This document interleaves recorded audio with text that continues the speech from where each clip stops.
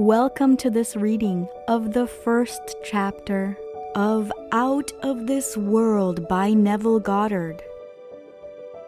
My name is Joanna, and I will be reading for you today. Chapter 1: Thinking Fourth Dimensionally. And now I have told you before it come to pass, that when it is come to pass, ye might believe. John 14:29. Many persons, myself included, have observed events before they occurred. That is, before they occurred in this world of 3 dimensions. Since man can observe an event before it occurs in the 3 dimensions of space, life on Earth must proceed according to plan. And this plan must exist elsewhere in another dimension and be slowly moving through our space. If the occurring events were not in this world when they were observed, then to be perfectly logical, they must have been out of this world. And whatever is there to be seen before it occurs here must be predetermined from the point of view of man awake in a 3-dimensional world. Thus the question arises, are we able to alter our future? My object in writing these pages is to indicate possibilities inherent in man to show that man can alter his future. But thus altered, it forms again a deterministic sequence starting from the point of interference, a future that will be consistent with the alteration. The most remarkable feature of a man's future is its flexibility. It is determined by his attitudes rather than by his acts. The cornerstone on which all things are based is man's concept of himself. He acts as he does, and he has the experiences that he does because his concept of himself is what it is, and for no other reason. Had he a different concept of self, he would act differently. A change of concept of self automatically alters his future, and the change in any term of his future series of experiences reciprocally alters his concept of self. Man's assumptions, which he regards as insignificant, produce effects that are considerable. Therefore, man should revise his estimate of an assumption and recognize its creative power. All changes take place in consciousness. The future, although prepared in every detail in advance, has several outcomes. At every moment of our lives, we have before us the choice of which of several futures we will choose. There are 2 actual outlooks in the world possessed by everyone, a natural focus and a spiritual focus. The ancient teachers called the one the carnal mind and the other the mind of Christ. We may differentiate them as ordinary waking consciousness governed by our senses, and the controlled imagination governed by desire. We recognize these 2 distinct centers of thought in a statement. The natural man receiveth not the things of the Spirit of God, for they are foolishness unto him. Neither can he know them, for they are spiritually discerned. The natural view confines reality to the moment called now. To the natural view, the past and future are purely imaginary. The spiritual view, on the other hand, sees the contents of time. It sees events as distinct and separated as objects in space. The past and future are a present whole to the spiritual view. What is mental and subjective to the natural man is concrete and objective to the spiritual man. The habit of seeing only that which our senses permit renders us totally blind to what we otherwise could see. To cultivate the faculty of seeing the invisible, we should often deliberately disentangle our minds from the evidence of the senses and focus our attention on an invisible state, mentally feeling it and sensing it until it has all the distinctness of reality.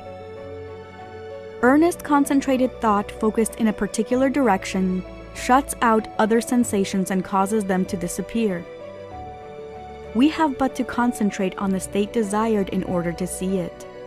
The habit of withdrawing attention from the region of sensation and concentrating it on the invisible develops our spiritual outlook and enables us to penetrate beyond the world of sense and to see that which is invisible. For the invisible things of Him from creation of the world are clearly seen. Romans 1:20. This vision is completely independent of the natural faculties. Open it and quicken it. Without it, these instructions are useless, for the things of the Spirit are spiritually discerned. A little practice will convince you that we can, by controlling our imagination, reshape our future in harmony with our desire. Desire is the mainspring of action. We could not move a single finger unless we had a desire to move it. No matter what we do, we follow the desire which at the moment dominates our minds. When we break a habit, our desire to break it is greater than our desire to continue in the habit. The desires which impel us to action are those that hold our attention. A desire is but an awareness of something we lack or need to make our life more enjoyable. Desires always have some personal gain in view.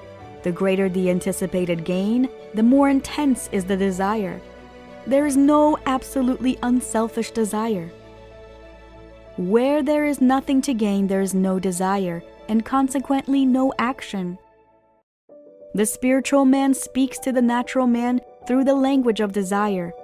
The key to progress in life and to the fulfillment of dreams lies in ready obedience to its voice. Unhesitating obedience to its voice is an immediate assumption of the wish fulfilled. To desire a state is to have it. As Pascal has said, you would not have sought me had you not already found me. Man, by assuming the feeling of the wish fulfilled and then living and acting on this conviction, alters the future in harmony with his assumption. Assumptions awaken what they affirm. As soon as man assumes the feeling of his wish fulfilled, his four-dimensional self finds ways for the attainment of this end, discovers methods for its realization. I know of no clearer definition of the means by which we realize our desires than to experience in imagination what we would experience in the flesh were we to achieve our goal. This experience of the end wills the means. With its larger outlook, the four-dimensional self then constructs the means necessary to realize the accepted end. The undisciplined mind finds it difficult to assume a state which is denied by the senses. Here is a technique that makes it easy to encounter events before they occur, to call things which are not seen as though they were. People have a habit of slighting the importance of simple things. But this simple formula for changing the future was discovered after years of searching and experimenting. The first step in changing the future is desire. That is, define your objective. Know definitely what you want. Secondly, construct an event which you believe you would encounter following the fulfillment of your desire. An event which implies the fulfillment of your desire. Something that will have action of self predominant. Thirdly, mobilize the physical body and induce a condition akin to sleep. Lie on a bed or relax in a chair and imagine that you are sleepy. Then, with eyelids closed and your attention focused on the action you intend to experience, in imagination, mentally feel yourself right into the proposed action, imagining all the while that you are actually performing the action here and now.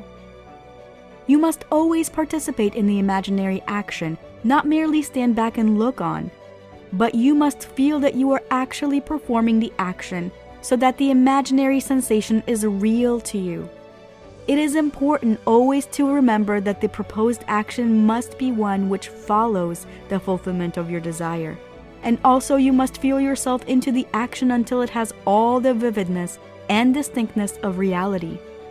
For example, suppose you desired promotion in office. Being congratulated would be the event you would encounter following the fulfillment of your desire.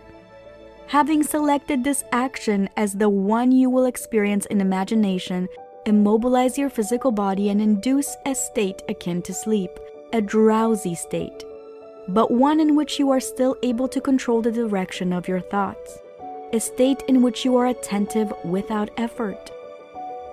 Now imagine that a friend is standing before you. Put your imaginary hand into his. First feel it to be solid and real, then carry on an imaginary conversation with him in harmony with the action. Do not visualize yourself at a distance in a point of space or a distance in a point of time being congratulated on your good fortune. Instead, make elsewhere here and the future now.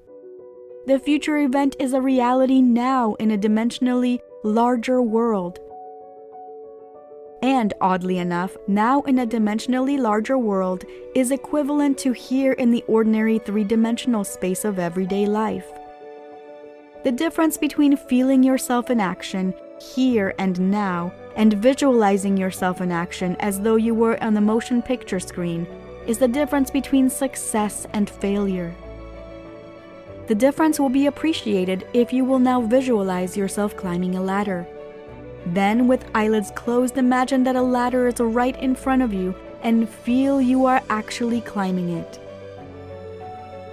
Desire, physical immobility bordering on sleep, and imaginary action, in which self-feelingly predominates here and now, are not only important factors in altering the future, but they are essential conditions in consciously projecting the spiritual self. If, when the physical body is immobilized, we become possessed of an idea to do something and imagine that we are doing it here and now and keep the imaginary action feelingly going right up until sleep ensues, we are likely to awaken out of the physical body to find ourselves in a dimensionally larger world with a dimensionally larger focus and actually doing what we desired and imagined we were doing in the flesh. But whether we awaken there or not, we are actually performing the action in the fourth dimensional world, and we will reenact it in the future here in the third dimensional world.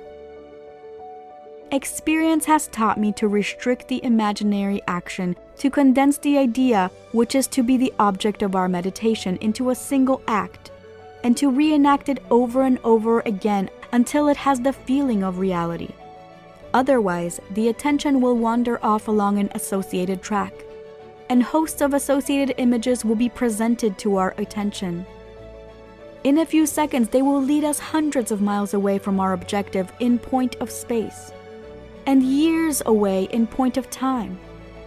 If we decide to climb a particular flight of stairs, because that is the likely event that will follow the realization of our desire, then we must restrict the action to climbing that particular flight of stairs.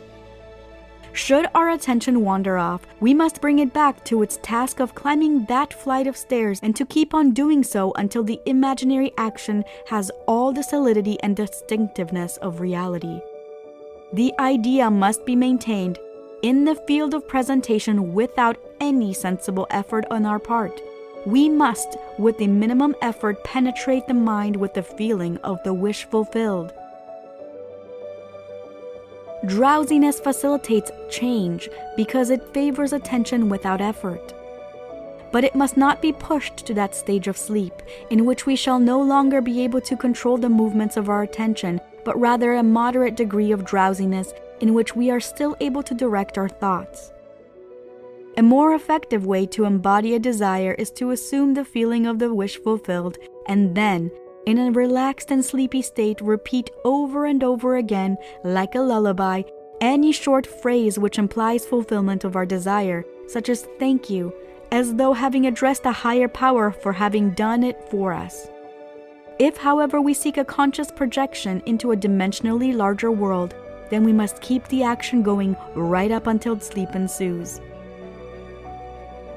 Experience and imagination with all the distinctness of reality. What would be experienced in the flesh were you to achieve your goal? And you shall in time meet it in the flesh as you met it in your imagination.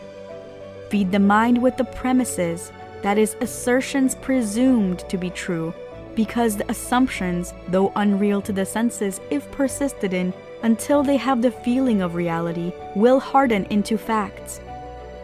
To an assumption, all means which promote its realization are good.